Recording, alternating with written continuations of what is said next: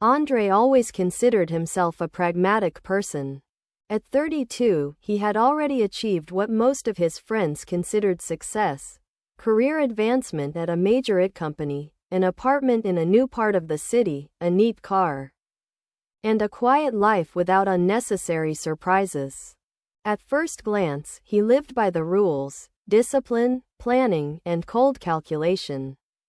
But behind this facade lurked a habit of gaining advantage by any means necessary. Andre was someone who never passed up a chance to undermine a colleague if it meant getting a promotion. He easily exploited people's weaknesses. Some trusted him, some were too soft, and some simply didn't suspect that the person working alongside them was a tool, not a law. He didn't consider the consequences of his actions. Life is too short to be honest with everyone, he told himself. And it was true. His decisions brought immediate results: a promotion, a bonus, recognition from his superiors.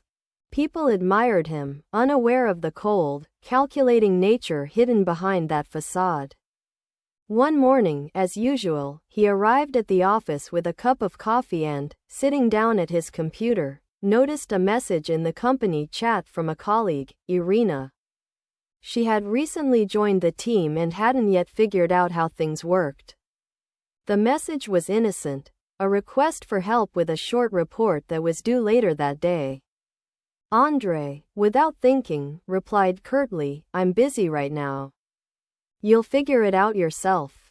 He didn't even look up from his monitor as Irina felt a slight sense of confusion. She tried to be tactful and not take offense, but something inside her was tugging at her heartstrings. Later, in a conversation with other colleagues, she gently hinted that Andre often acted coldly and calculatingly. None of the older coworkers were surprised. That's how he worked. The day passed in its usual rhythm: meetings, calls, reports. But by evening, Andre felt a slight irritation. His boss had suddenly asked him to stay late to discuss the strategy for a new project. Andre tried not to show his fatigue, though his thoughts were racing with how he could use this situation to his advantage. He noticed that his colleague, who usually claimed the top spot, seemed less prepared, and an idea flashed through his mind: if I can arrange things so I get the credit, that would be great. And so he did. He exploited his colleague's weaknesses, gently hinted to his boss that he could handle the task better himself, and the project was assigned to him. He felt a sense of satisfaction. Once again, he had managed to outsmart everyone with cunning and calculation. But life, as often happens, likes to give signals. The next day, Andre received a strange message on his personal phone. Not from friends, not from colleagues, but from someone he hadn't seen in a while, an old acquaintance from university, Sergey. "Hi, Andre. It's been a while. I want to meet up and talk about the past." Andre waved him off. "So what, it's just the past," flashed through his mind. But something compelled him to agree. Perhaps it was the habit of being in control. If you meet someone, you can figure out what they want and use it to your advantage. At the CAF where they met, Sergey looked different than before. He was calm, almost peaceful, and Andre, initially irritated by the time-wasting meeting, gradually began to listen. Sergey told him about his life, how he helped people, how he strived to be honest and open. He spoke of moments when his actions came back to him in the form of good fortune or trouble, depending on how he treated others. Andre listened skeptically. It's all philosophy. Life doesn't work that way, he thought. But deep down, something began to waver. It wasn't a realization, more like a small doubt that quickly tried to get lost among other thoughts about work and personal gain. After the meeting, he returned home, but the feeling of discomfort persisted. That evening, he noticed several minor annoyances happening in quick succession. He forgot his keys, was late for an important call, his computer unexpectedly froze. These were all trivial, but his irritation grew. He began to resent other people and circumstances, not realizing that these were only the first signs of how small actions could have consequences. A week later, something more serious happened at work. The colleague he'd recently set up did something Andre hadn't expected. He carefully exposed all of his machinations on the project. At a meeting, his boss glanced at the documents, noticed discrepancies, and immediately summoned him. Andre, can you explain how the data didn't match? His boss asked. Andre realized the story was starting to turn against him. He tried to justify himself, blaming the system and his colleagues, but his boss looked at him coldly. I trusted you, he said, and that was the worst part. This moment was a turning point. For the first time, Andre felt that actions he'd considered innocent and well thought out were coming back to haunt him in the form of trouble. He realized that his habit of exploiting others for his own gain was no longer without consequences. That evening, he sat at home, holding a cup of cold coffee, thinking about what Sergei had said. Perhaps this meeting wasn't a coincidence. Perhaps the world really is designed in such a way that every action has its own response, perhaps not immediately, but inevitably. He decided to test himself. He tried to recall all the moments when his actions could have harmed others, and suddenly realized how much had accumulated. Small betrayals, hidden lies, manipulations, all like invisible boomerangs that he was now beginning to receive in return. Andre lay on the couch, staring at the ceiling, and for the first time in years, he felt an anxiety that couldn't be suppressed by rationalization or sarcasm. He realized that karma isn't a myth, but a reality, and that it inexorably acts, whether a person believes in it or not. From that moment on, his life began to change. Gradually at first, then more dramatically. Small troubles escalated into larger ones, relationships with colleagues became strained, and friends began to notice changes in Andre's behavior. He understood that if he continued his previous behavior, the consequences would only worsen. It was then, for the first time in many years, that he began to consider what it meant to be honest with himself and others. Understanding this became the first step toward change. A path where he would confront what he had previously ignored, the consequences of his actions, the power of trust, and the shattering of the illusion that one could live without regard for others. Thus began the story of how karma quietly but inexorably begins to play out in the life of a man who had long considered himself smarter than others and free from moral constraints. After that evening on the couch, Andre realized his familiar way of life was beginning to crumble. He felt his former self-confidence gradually fading, leaving anxiety and irritation in its place. He tried to continue working, but thoughts about the consequences of his own actions were thwarting his concentration. Every phone call, every chat message felt like signals that the world was reacting to his past actions. In the morning, he woke up with a heavy head, not from fatigue, but from internal tension. His phone was already full of messages from colleagues and friends, which had once seemed routine but now felt like quiet accusations.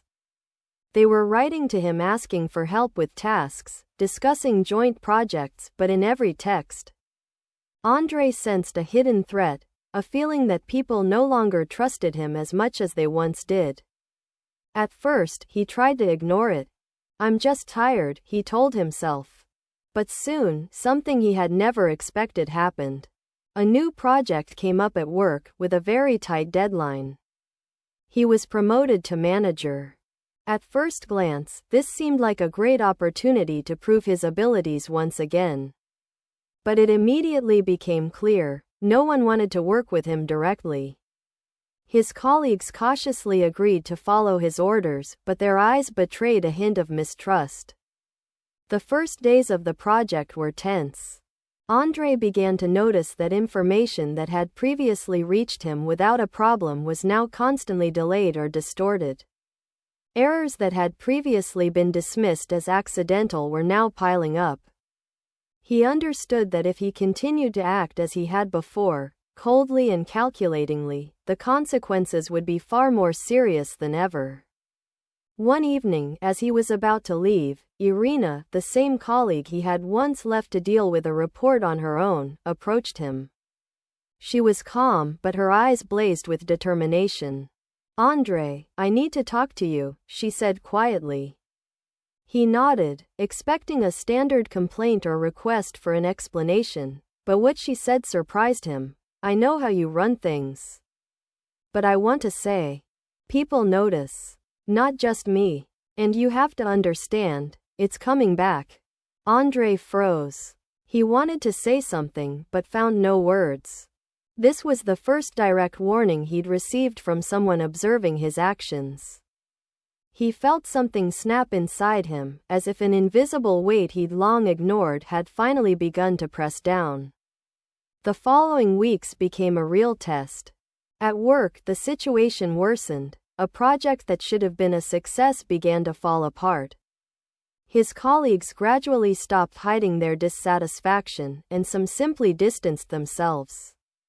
All his attempts to manipulate and control the situation came back like a boomerang. But work wasn't the only arena for his trials. Andrei's personal life also began to echo his actions. He tried dating a girl, but his habit of using people for his own ends resurfaced. The girl, initially captivated by his charisma and confidence, soon noticed his coldness and calculation. The relationship, which had seemed easy and mutually beneficial, began to crumble. Andrei tried to fix the situation through promises and persuasion, but nothing worked. The situation reached a climax one evening when he discovered his car had been scratched in the parking lot. At first, he thought it was an accident, but a neighbor told him he'd seen someone stare at his car for a long time and then walk away openly. This incident became a symbol for Andrei. The world had begun to reciprocate his feelings, just not in the way he expected. One evening, Andrei met with Sergei again. This time, the meeting was more tense. Sergei listened to him talk about problems at work and in his personal life, and then said simply, "You're starting to get what you deserve. Not as punishment, but as a result of who you were. And it may be unpleasant, but it's a chance to understand and change." Andrei realized that this was exactly what he had to do: acknowledge his mistakes and start acting differently. But old habits proved stronger. He tried to manipulate even in his attempts to improve, looking for easy ways out, trying to find workarounds. And each time he suffered another blow, another failure at work, a fight with friends, discontent from his family. One day, he decided to return to his old strategy: everything is under control. He began analyzing the people around him, trying to anticipate their reactions, calculating every move. But it was then that it became clear that his usual methods no longer worked. People stopped trusting him, his authority at work declined, and his personal life devolved into a series of misunderstandings and conflicts. These events forced Andrei to seriously consider for the first time what karma is in real life. He realized, it doesn't come suddenly or mystically. It manifests itself through the actions of others, through the consequences he himself created. Every wrong decision, every deception, every manipulation came back to him with a precision he couldn't control. Deep down, he began to feel a strange relief. Finally, clarity and understanding emerged. If he continued his old habits, the destruction would continue, but if he changed himself, there would be a chance for restoration. But this was only the beginning of the journey. Change required effort, courage, and honesty, qualities Andrei had long avoided. He began writing down all his mistakes, analyzing every decision, recalling moments when his actions could have harmed others. It was a painful process, full of doubt and irritation, but gradually he began to notice that the more he understood his actions, the easier it became to accept the consequences and seek ways to improve. He soon realized that karma not only returned negative consequences but also pointed to opportunities for growth. For example, one of the colleagues he had once deceived offered to help with a project, as if testing Andrei's willingness to act honestly. Although he initially found it difficult to trust, Andrei realized this opportunity was a chance to change the situation by demonstrating true responsibility. The first changes were small, honest confessions, simple apologies, a refusal to manipulate. But gradually, people began to react differently. Colleagues began to communicate with him again, albeit cautiously. Friends began to show their attention again. And even his relationship with his girlfriend slowly began to improve. For the first time, Andrei experienced a taste of true harmony, based on honesty, not cunning and calculation. This was the first stage of his transformation. He realized that karma is not an abstract force, but a reality manifesting through everyday events. And although the path was difficult, he understood that change was possible. But even greater challenges lay ahead. Because the true test comes when old habits face new challenges, and the past continues to remind itself. Andrei understood. True karma tests not only actions but also intentions. And now he was ready to find out how far he was willing to change in order to live differently. Several months had passed since Andrei began to understand the consequences of his actions. He slowly changed his habits, trying to be honest, showing genuine interest in colleagues and friends, not exploiting people for his own gain. But the world around him continued to test his resolve. At work, the situation remained difficult. Although his colleagues had begun to reconnect with him, their trust was fragile, and every new project became a test. Andrei realized that past mistakes wouldn't simply disappear, their consequences had to be overcome step by step. One day, Irina approached him. She noticed that he had begun to change, but there was a wariness hidden in her gaze. "Andrei," she said quietly, "I think you're trying. But are you ready for the real consequences of your actions?"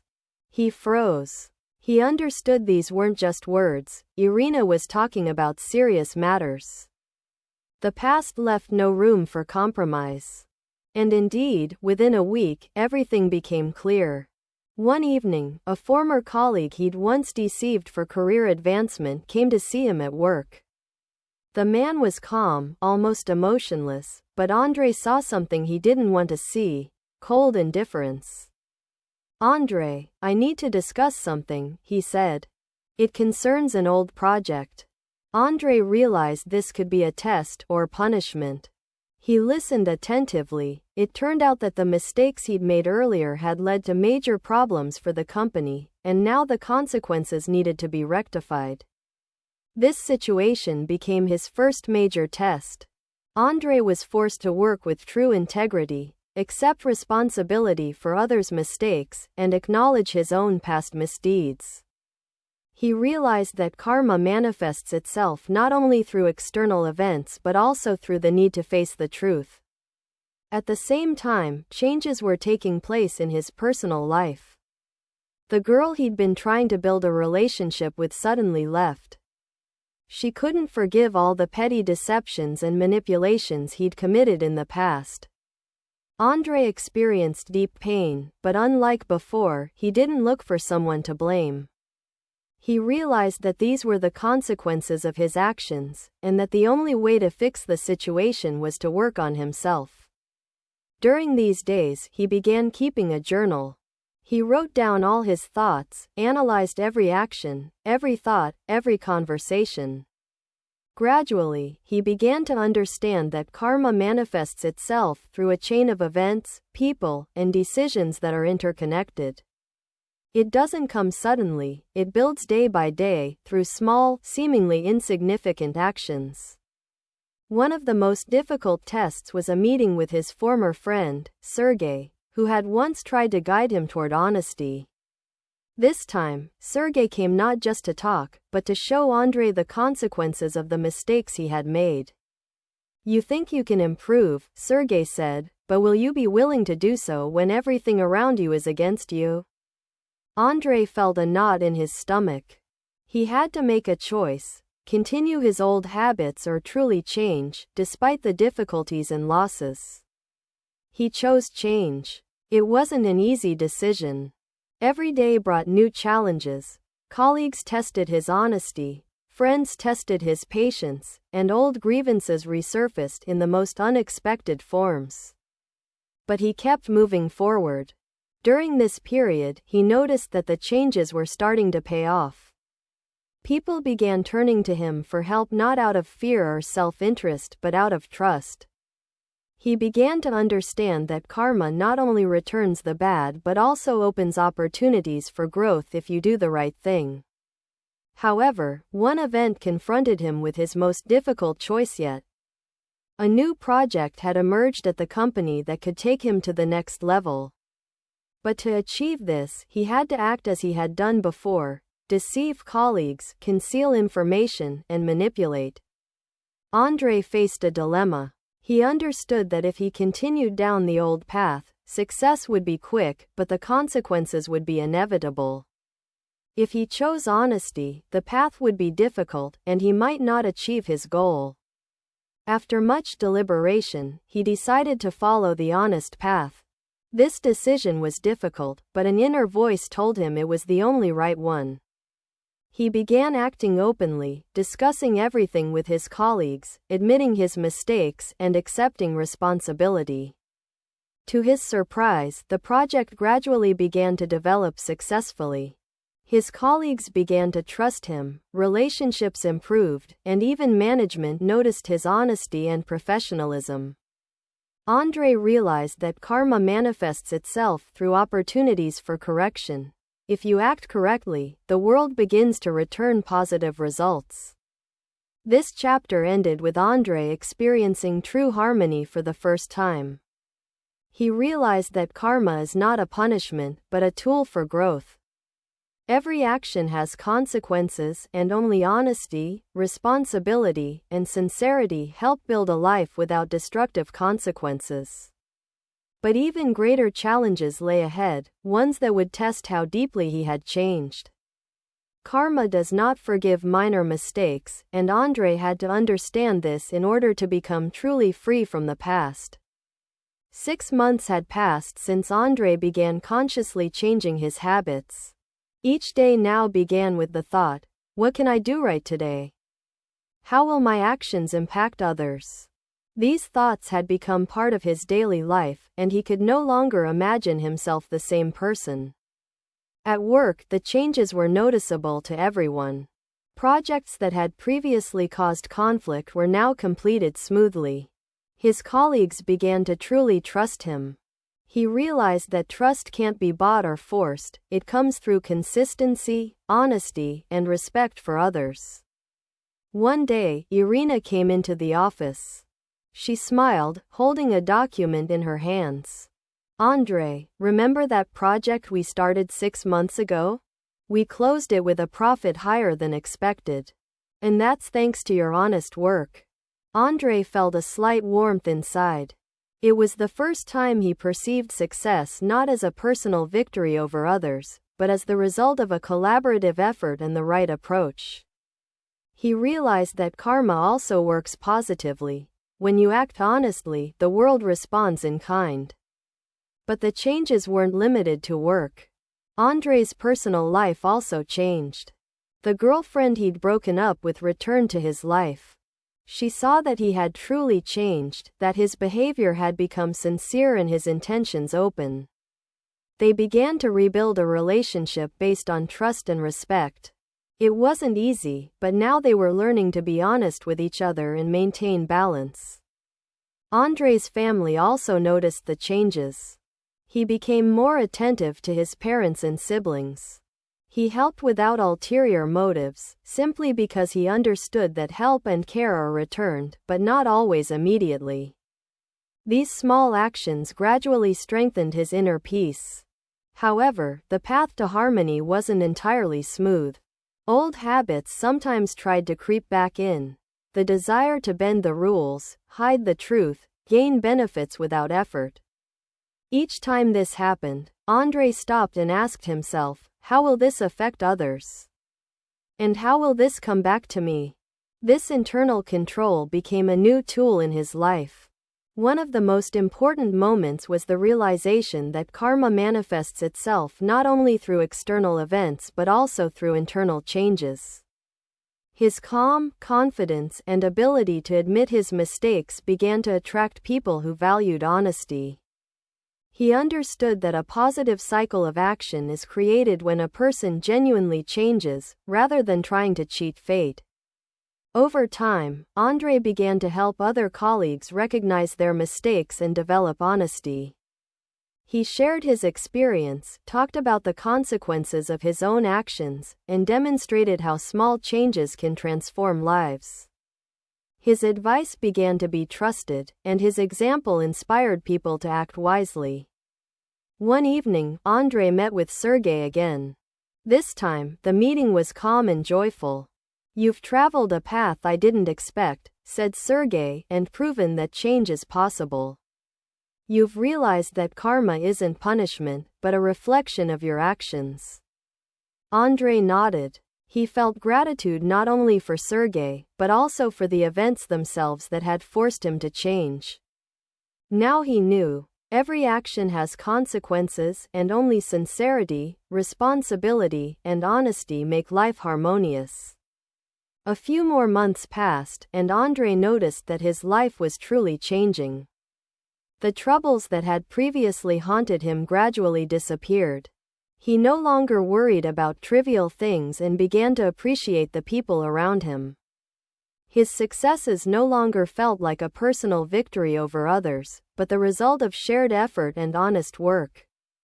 It became especially important for him to understand that karma is constantly at work, even in the smallest things. Every action, word, and thought creates future reality. He realized that you can't change the past, but you can control the present and build the future. In the final days of his story, Andrei sat on the balcony of his apartment, watching the sunset. He remembered the person he had once been, cold, calculating, seeking profit at any cost. He smiled, not ironically, but with understanding. "Now I understand," he said to himself, "that life isn't about winning and losing, but about the choices we make every day. And karma is a mirror that reveals who you truly are." At that moment, he felt inner harmony. He knew there would still be difficulties, mistakes, and trials ahead. But now he was ready to face them honestly, mindfully, and with respect for himself and others. Thus ended the first stage of his journey, a journey that showed him that karma is real and that it manifests itself through everyday actions, through honesty and responsibility. Andrei understood that life can only be harmonious and happy when you accept the consequences of your actions and learn to act wisely. He no longer feared the future because he now understood that every new day was a chance to act in a way that would make the world return good to you. And this understanding became his true achievement. The price of action. He looked at the photograph, at the three smiling faces, and for the first time in years, he felt not melancholy but a sharp, piercing pain. He had achieved everything he wanted. He had built a world of glass and steel. And now, sitting at its center, he realized that the only thing he couldn't design was an exit. The late 1980s. The architecture department was their universe. Not just a place to study, but a melting pot of ideas, ambitions, and sleepless nights. Julian, Liam, and Alara weren't just friends, they were a triumvirate, a single organism with three heads and a shared soul. Julian was a strategist. He possessed a cool, analytical mind, the ability to see structure in chaos and transform the wildest fantasies into blueprints. His lines were pure, his concepts bold, but always calculated. He dreamed of constructing not just buildings, but new realities, cities of the future that would change the very concept of space. But behind this brilliant confidence lurked a deep-seated fear, a fear of mediocrity, a fear of going unnoticed, of becoming just one among many. He grew up in a family where success was measured only in monetary terms, and although he despised this approach, its poison was already in his blood. Liam was an idealist, a poet of architecture. He wasn't interested in skyscrapers and corporate headquarters. He spoke of social architecture, spaces that heal, unite, and serve people. He designed community centers for poor neighborhoods, eco-friendly homes that were an extension of the landscape, schools that made people want to study. His sketches were expressive, full of emotion and light, but often impractical. He believed in the power of architecture to change the world for the better, and this belief was so sincere and pure that it was infectious. He was the conscience of their trio. Alara was the heart. She studied fine arts but spent more time in their drafting studio than in her own. She was an artist to the core, seeing the world in textures, colors, and forms. She didn't just draw, she breathed art. Alara brought chaos and life to their strict world of lines and calculations. She could spend hours discussing how light falls on a concrete wall, transforming it into a canvas, or how rust on a metal beam tells its own story. It was she who taught Julian to see not only the structure but also its soul, and Liam to express his social utopias in compelling aesthetic form. Her studio, scented with turpentine and linseed oil, was their refuge, a place where the wildest ideas were born. They lived together in a huge, dilapidated apartment above an old bakery, which they called the Vault. The rent was ridiculous, but they had to put up with the constantly malfunctioning heating and creaky floors. The walls were covered with their works, Julian's drawings, Liam's emotional sketches, and Alara's enormous abstract canvases. They shared everything, their last crust of bread, bills, books, dreams, and fears. Their friendship was symbiotic. Julian gave their ideas structure, Liam purpose and meaning, and Alara life and color. They were certain it would always be this way. After graduating, they would open their own firm, Vance O'Connell Russo Design, or VOR for short, which in Latin meant I desire, I strive. They would change the face of cities, build something great, and do it together. It was in this atmosphere of creative passion and absolute trust that the idea for eco-arcology was born. It was their thesis project, but it was much more. It was a manifesto. The project envisioned an autonomous city building, a vertical farm that would be entirely self-sufficient in energy from the sun and wind, recycle all waste, and create an ideal living and working environment for thousands of people. Julian developed a brilliant structural framework based on bionic principles. Liam conceived the social infrastructure, public spaces, educational centers, and a self-governing system. Alara created a visual concept, not just a design, but an entire philosophy of living in harmony with nature within a man-made structure.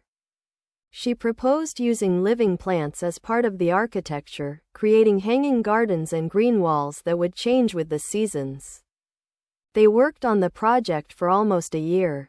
They spent nights at the huge drafting table, arguing, laughing, and falling asleep on the rolls of drawing paper. It was the best time of their lives. They were young, they were together, and they felt they could do anything. They were a team, an invincible one. There was more than friendship in the relationship between Julian and Alara. It hung in the air, in the casual touches, in the lingering glances they exchanged over the drawings. But neither of them dared to take the first step, afraid to upset the delicate balance of their trio. Liam probably saw everything, but he wisely remained silent, protecting their small world. For Julian, his love for Alara and his friendship with Liam were the two pillars on which his universe rested. At the time, he thought these pillars were indestructible. One day, while browsing an architectural magazine, they came across an ad. The prestigious International Remington Prize for Young Architects. The winner received not only a substantial cash prize but, more importantly, a paid internship in Tokyo, at the practice of the legendary Kenji Tanaka, a guru of metabolism and avant-garde architecture. Getting a job with Tanaka was every student's dream. "We have to participate," Liam said, his eyes shining. "Arcology is exactly what they're looking for. It's a breakthrough. This is our chance," Alara agreed, her voice trembling with excitement. "Ours, together." Julian nodded, but his heart skipped a beat. There was one clause in the competition rules that his friends had overlooked in their euphoria. Only one author could submit an entry. Not a group. Just one. At that moment, a tiny, poisonous seed of doubt settled in his soul. He pushed it away, telling himself they'd figure something out. They were always inventing. But the seed had already begun to sprout. The news that the Remington Prize was being awarded to only one person fell upon their vault with a heavy, oppressive silence. Euphoria gave way to confusion. They sat at their desk, and the eco-arcology model, their shared brainchild, a symbol of their unity, suddenly seemed like a bone of contention. "That's stupid." Liam was the first to break the silence, running a hand through his hair. "It's a team effort. They can't help but understand that." "Rules are rules," Julian replied quietly but firmly, avoiding their gaze and glancing at the small print in the journal. "Applications from teams are not accepted." "Then we won't be participating," Alara said simply, and there was not a shadow of doubt in her voice. For her, the choice was clear. Their triumvirate was more important than any prize. Liam nodded in agreement. "Alara's right. It's all of us, or none of us. This project is the three of us. It's impossible to separate one from the other." A chill ran through Julian's chest. Not participate? Give up such a chance? An internship with Tanaka? The thought was physically painful. The fear of mediocrity, his eternal demon, whispered in his ear. "This is your ticket. The only one. You understand that chances like this don't come around again. You're the strongest of them all. You deserve it more than anyone else." "Wait," he said, trying to keep his voice even. "Let's not jump to conclusions. This isn't just a bonus. It's an opportunity to realize our shared ideas. Think of what you can learn from Tanaka. We'll bring this knowledge back to our joint bureau. Whoever goes will represent us all." Liam looked at him incredulously. "The one who goes? Julian, how do you even imagine that? Shall we draw lots? Or vote on who's the most worthy?" His voice was laced with sarcasm. "Why not?" Julian felt himself growing defensive. "We can decide this fairly. We're a team. We have to trust each other." "It's not about trust, Julian," Alara said softly, placing her hand over his. Her touch was warm, but he barely felt it. "The point is, this project can't be dismembered. Your designs, Liam's ideas, my vision, remove one, and the whole thing collapses. Whose name will we put on it? The one who drew the beams? Or the one who designed the hanging gardens?" For several days, a tense truce reigned. The topic of the competition was no longer brought up, but it hung in the air, poisoning him. Work on the project stalled. The lightness was gone, the inspiration was gone. Every time they gathered, an unspoken question loomed between them. Julian was torn apart. One half of him, the one that loved Alara and valued Liam's friendship, screamed at him that they were right. That he should give up and preserve the only thing that truly mattered. But the other half, fed by ambition and fear, methodically whispered arguments. Liam was a genius but impractical. His ideas would remain on paper. Alara was an artist. She would find her way no matter what. Architecture for her was just another form of creativity. But he, Julian, was an architect to the core. Only he could see this project through to completion, pave its way into the real world. He convinced himself that he was doing this for them all. That he would make a name for himself and then help them too. It was a lie, but he so desperately wanted to believe it. The climax came a week before the deadline for applications. Julian was sitting in the library, pretending to study for an exam. In reality, he was rereading the competition requirements over and over again. And then he noticed a detail he'd previously overlooked. The application required not only drawings and a description, but also an essay on the topic architecture as a social instrument. This was Liam's topic. His friend had written a draft of such an essay several months ago, pondering the future of their firm. The text was in a shared folder on their desk. And at that moment, a plan formed in Julian's head. Cold, calculating, and disgusting. That evening, he returned to the vault. Liam and Alara were gone. They had gone to see a Tarkovsky retrospective at the cinema. The apartment was empty. The silence was deafening. He approached the desk. Here was their project. Their dream. Here was the folder with Liam's essay. Here were Alara's sketches, full of life and color. He sat down at the desk and began to work. He didn't create anything new. He simply compiled. He took his most winning designs, his strongest structural solutions. He took Liam's essay, tweaked it slightly, adding his own pragmatic reasoning so it wouldn't seem too utopian. Then he took some of Alara's most striking visual concepts and redrew them in his own strict, graphic style, stripping them of their soul but giving them a presentable appearance. He worked all night, fueled by black coffee and guilt, which he pushed away, replacing it with adrenaline and a false sense of self-righteousness. He told himself he was simply preparing materials so that if they did decide to participate, they would have everything at hand. But he already knew it was a lie. In the early morning, as the first rays of sun touched the rooftops, he filled out the online application form. Under author, he typed his name, Julian Vance. He clicked submit. The click of the mouse echoed in the quiet room like a gunshot. In that moment, he hadn't simply stolen a project. He had betrayed a trust, trampled a friendship, and abandoned love. He had chosen a future that had no place for Liam and Alara. He had made his move. And the price of that action was unimaginably high. When his friends returned, cheerful and animated, discussing the film, he sat at the table, staring into space. He didn't tell them anything. He decided he'd tell them when he was rejected. After all, the chances were slim. He'd be rejected, and no one would ever know. He could live with that. He was wrong. 2 months later, a reply arrived. It was a thick, official envelope bearing the Remington Foundation logo. Julian saw it in the general mail pile and his heart sank. He discreetly slipped it into his bag before Liam or Alara had a chance to notice. He'd been restless all day. He couldn't open the envelope. As long as it was sealed, uncertainty lingered. There existed a universe in which he hadn't won, and his betrayal remained a secret. That evening, alone, he finally made up his mind. With trembling fingers, he opened the envelope.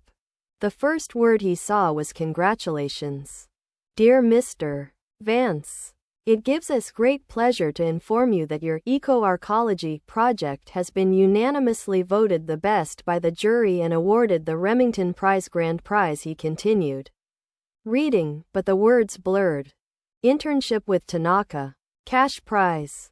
Publication in leading architectural journals. He'd won. He'd gotten everything he'd dreamed of. His first reaction wasn't joy. It was icy horror. Now the secret couldn't be hidden. Now he had to look his friends in the eyes. He rehearsed his speech.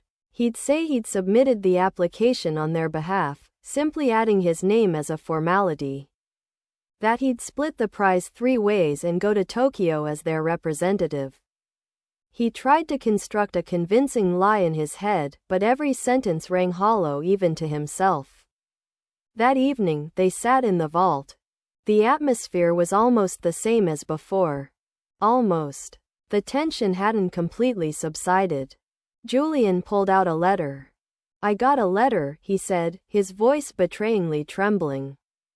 About the Remington Prize. Liam and Alara froze. I decided to submit the application after all, he said, unable to look them in the eye, staring at his hands. I thought it would be a surprise. I wanted us all. What did you do? Liam asked quietly. There was no anger in his voice yet, only bewilderment. Julian handed him the letter. Liam scanned it. His face slowly changed. Bewilderment gave way to shock, and then to cold, white anger. He looked up at Julian, and there was such contempt in his eyes that Julian wanted to sink into the ground. Your project, Vance? Liam spat out his last name like a curse. Yours. He handed the letter to Alara. She read it slowly, her face growing pale as she read. When she finished, she didn't cry. She simply looked at Julian, and her gaze held such a depth of pain and disappointment that it was worse than any tears. How could you? She whispered. And Liam's essay. My sketches. I'll explain everything. Julian exclaimed, his carefully crafted lie crumbling to dust. We'll split the prize. The internship is for us all. Shut up. Liam cut him off. He stood up, fire burning in his eyes. Do you even realize what you've done? This isn't about the money, you idiot. And it's not about the internship. You took our shared dream, our friendship, everything we believed in, and put your name on it. You erased us. He grabbed the arcology model from the table and slammed it to the floor.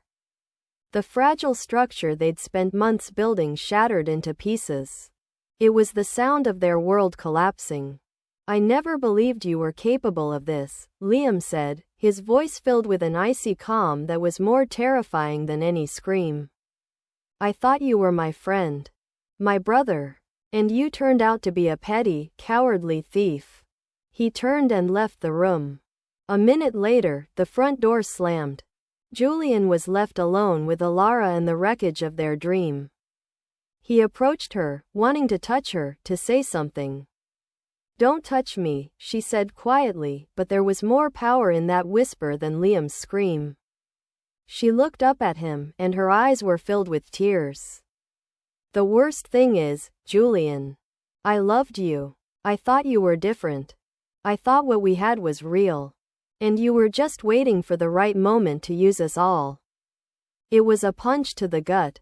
He opened his mouth to protest, to say his feelings were sincere, but the words stuck in his throat. Did it matter now? Any word from his mouth would be a lie. I hope it was worth it, she said, then stood up and walked away, leaving him alone in the ruins. He stayed. The next day, Liam and Alara moved out. They took none of their work, leaving the walls of the vault bare and lifeless. They simply vanished from his life. Triumph was poisoned. At the awards ceremony, Julian stood on stage, smiling for the cameras, shaking hands. He spoke the right words about the future of architecture. But inside him, there was a scorched desert. He looked out into the audience, and he imagined Liam and Alara in every face. In Tokyo, he immersed himself in his work. Kenji Tanaka proved to be a demanding but brilliant mentor. Julian absorbed everything like a sponge. He worked 18 hours a day, exhausting himself, just to avoid being alone with his thoughts. His career took off.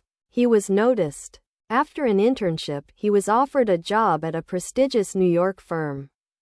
Then he opened his own firm. He had achieved everything. Money, fame, recognition. His projects were published, he was awarded new awards. He became what he always wanted to be, Julian Vance, a world-renowned architect. He even tried relationships, but they were short-lived and superficial. He couldn't let anyone get too close, afraid they would see the emptiness behind his flawless facade. Sometimes he tried to find Liam and Alara, but they seemed to disappear. Their mutual friends avoided him, and he quickly realized that he had become a traitor to their entire circle. A few years later, he learned from a casual acquaintance that Liam had given up architecture and moved somewhere to the West Coast, pursuing some kind of social activism. And Alara? No one knew anything about her. He buried his past. He built a wall of glass, concrete, and success around himself. He convinced himself that he had done everything right, that it was a necessary sacrifice on the altar of a greater goal. But sometimes, at night, in the sterile silence of his perfect penthouse, he heard the sound of the model breaking. And saw Alara's eyes filled with tears. The price of action. He paid it in full. He simply refused to acknowledge it for 30 years. Until today. Until the letter with no return address. Liam's letter was the rock that triggered the avalanche. 30 years of repression, self-deception, and loneliness collapsed overnight. Julian looked at his reflection in the dark penthouse window and saw not a successful architect, but a frightened old man in a gilded cage. He couldn't live like this anymore. For the first time in years, he was driven not by ambition or fear, but by something else, a desperate need for redemption. Or at least, for understanding. He had to find them. He had to look them in the eye and, perhaps for the first time in his life, tell them the truth. Not to seek forgiveness, he knew he didn't deserve it, but to stop being a coward. Finding Liam was surprisingly easy in the internet age. The postmark on the envelope indicated Seaside, Oregon. A quick search revealed the Seaside Community Center, whose founder and longtime director was Liam O'Connell. His photo was on the website. He had changed, of course. His hair was gray, his eyes were lined, but his gaze was the same. Fiery, full of faith. He hadn't betrayed himself. Julian booked the next flight to Portland. He didn't say a word to anyone. He simply left a note for Mrs. Albright, left on urgent business. Return date unknown. He packed a small bag, putting only the bare essentials. And the photograph. The one from the roof. The flight passed in a blur. As he rented a car at the Portland airport and drove west toward the coast, the landscape outside the window began to change. Skyscrapers gave way to evergreen forests, the humid air filled with the scent of pine and salt. The further he traveled from his world, the more clearly he felt the armor of years slipping away. Seaside turned out to be a small, cozy town, wedged between the ocean and the mountains. The community center Liam built was the heart of the town. It wasn't a remarkable work of architecture in the sense Julian understood it. No striking forms or expensive materials. Constructed of local wood and stone, it seemed to grow out of the earth. Large windows overlooked the ocean, and the interior was filled with light and air. It housed a library, children's workshops, a soup kitchen, and a spacious meeting hall. This was architecture that served people. It was Liam's dream come true. Julian parked the car and sat inside for a long time, hesitating. What would he say? Hi, Liam, it's me, the guy who ruined your life 30 years ago. Finally, he forced himself to leave. He entered the building. It was bustling with life. Children were laughing in the art studio, old people were playing chess, and the air smelled of freshly baked goods. He saw Liam at the far end of the hall. He was talking to a woman, gesturing and smiling. Seeing him in person, Julian felt a pang of envy so strong it took his breath away. Liam was happy. He was living a meaningful life, surrounded by people who cared about him. Liam noticed him. His smile slowly faded. He paused for a moment, his face awash with a whole range of emotions: surprise, recognition, old pain. He politely ended his conversation with the woman and slowly walked toward Julian. They stood facing each other in the middle of the room. 30 years lay between them. Julian, Liam said, his voice calm. I thought you'd never come. Were you waiting for me? Julian asked hoarsely. It's not that I was expecting you. More like I knew you'd show up one day. When a man builds a house that tall, he eventually gets lonely at the top. Why are you here? I got your letter, Julian said, pulling a photograph from his pocket. I wanted. He paused. I don't know what I wanted. To understand, I guess. Liam looked at the photograph and his face softened. We were kids. And we dreamed big. He sighed. Come on. It's too crowded here. They stepped outside and walked along the path to the beach.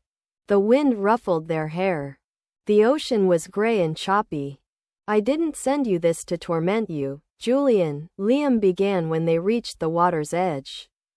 I found this photograph when I was sorting through old things. And I thought you should remember. Not the betrayal, but who you were. Who we all were. You ask what it cost? I'll tell you. It cost me my faith in friendship. For years, I was shattered. I hated architecture because it became a symbol of lies and vanity. I came here, worked as a carpenter, tried to forget everything. Liam, let me finish, Liam interrupted him gently. And then I realized. You stole the design from me, but you couldn't steal my dream.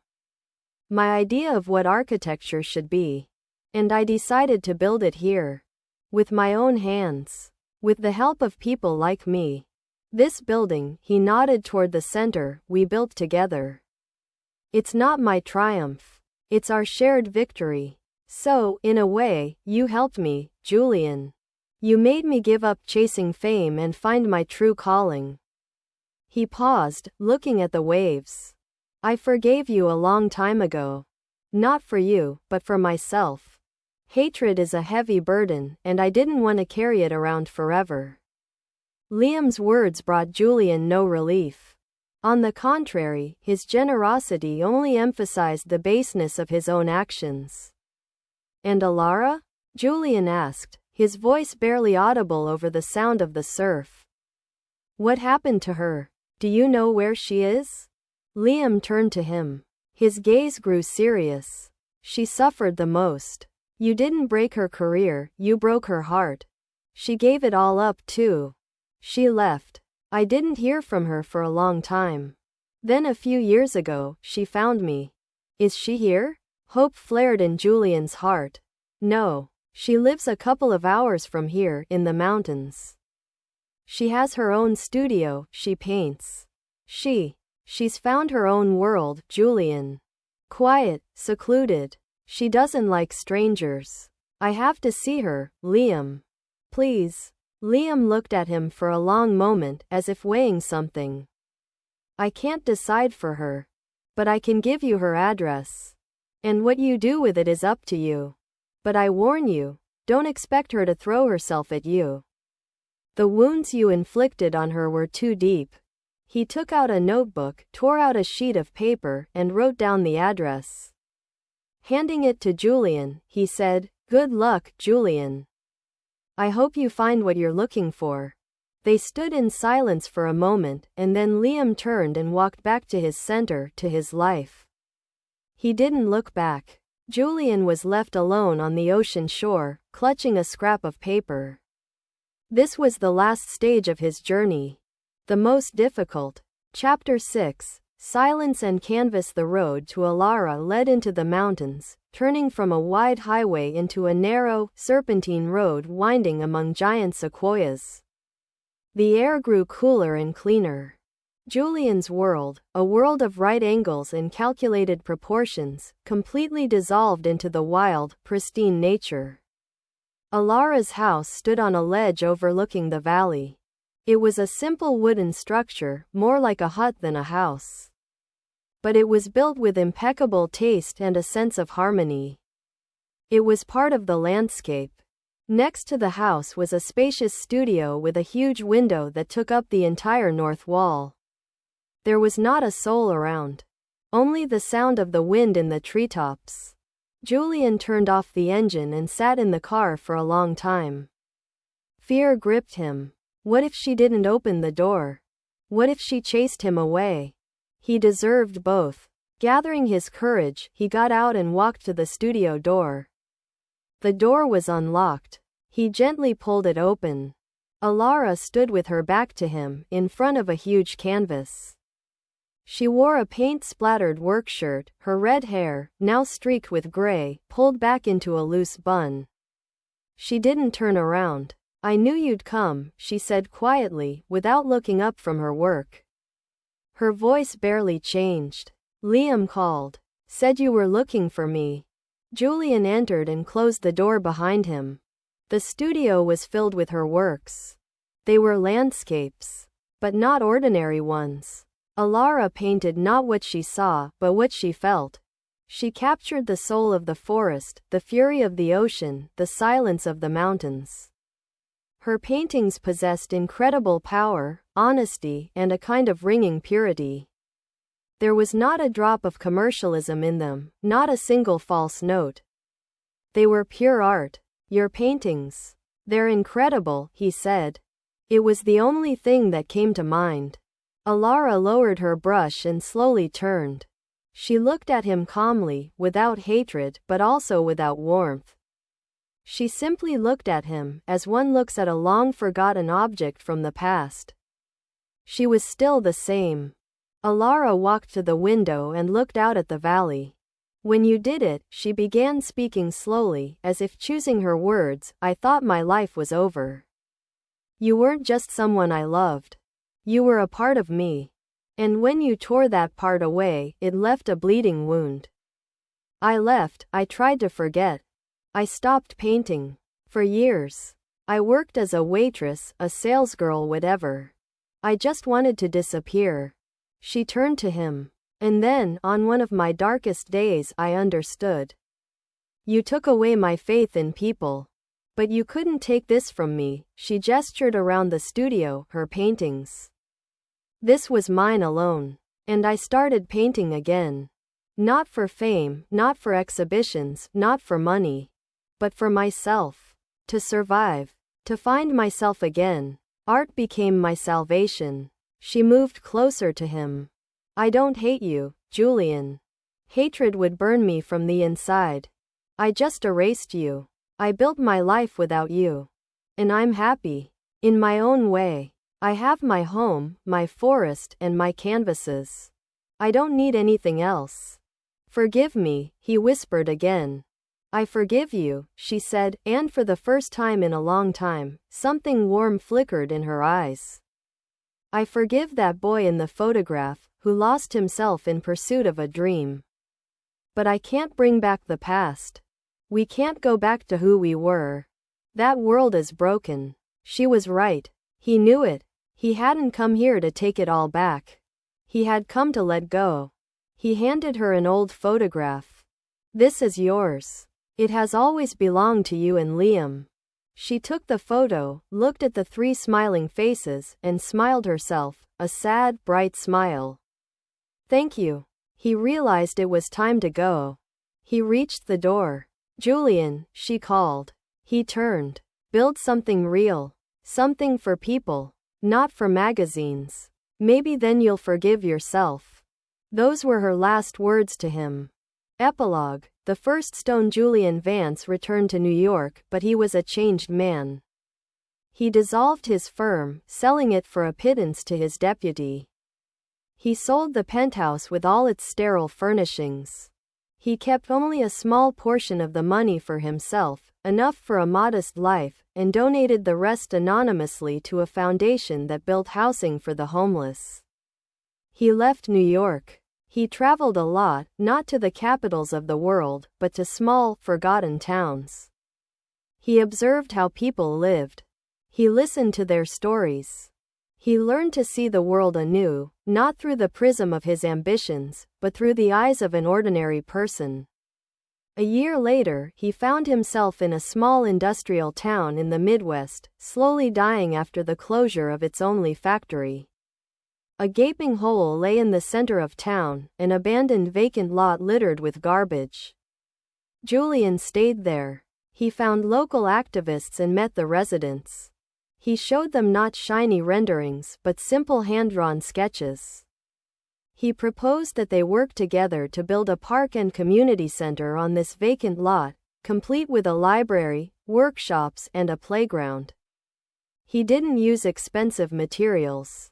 He used recycled bricks from an old factory and wood from local sawmills. He worked alongside everyone else, mixing concrete, laying masonry, painting walls. At first, people looked at him with distrust, a metropolitan architect in their backwater. But then they saw his passion, his sincere desire to do something useful. And they trusted him. On the day the center opened, the sun was shining. It was a simple, functional, and very bright building. It wouldn't have won any awards. It wouldn't have been featured in glossy magazines. But it was filled with children's laughter and human voices. It was alive. Julian stood to the side, looking at his creation. A little girl approached him and handed him a bouquet of wildflowers. "Thank you, mister," she said. He took the flowers. For the first time in 30 years, he felt something other than loneliness and emptiness. Something warm and real. He hadn't atoned for his guilt. Such things can't be atoned for. But he had found a new path. He began to rebuild. Not a career, but his life. Stone by stone. The cost of his first act had been enormous. But the cost of his last, it proved priceless.